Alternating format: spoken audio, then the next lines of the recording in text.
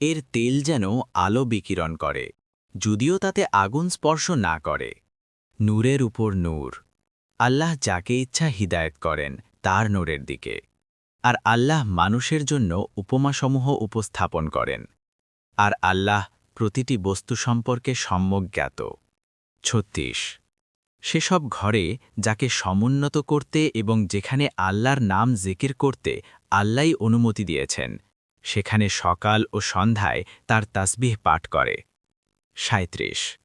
সেসব লোক যাদেরকে ব্যবসা-বাণিজ্য ও ক্রয়-বিক্রয় আল্লাহর জিকির, সালাত কায়েম করা ও জাকাত প্রদান করা থেকে বিরত রাখে না, তারা সেদিনকে ভয় করে, যেদিন অন্তর ও দৃষ্টিসমূহ উল্টে যাবে। ৩৮। যাতে তাদের কৃত উত্তম আমলের জন্য আল্লাহ তাদেরকে প্রতিদান দেন এবং তিনি স্বীয় অনুগ্রহে তাদেরকে আরও বাড়িয়ে দেন।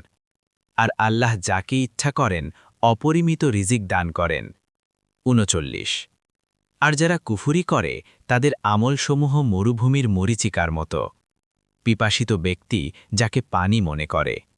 অবশেষে যখন সে তার কাছে আসবে তখন সে দেখবে সেটা কিছুই নয়, আর সে সেখানে আল্লাহকে দেখতে পাবে।